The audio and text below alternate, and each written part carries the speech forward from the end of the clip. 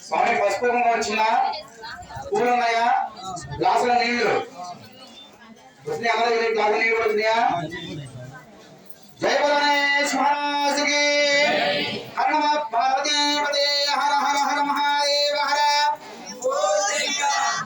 Edukondalavada నిజరమణ Govinda Govinda ఆపదముక్తలవాడ అనాథరక్షక Govinda Govinda Shri Venkatesha Govinda Govinda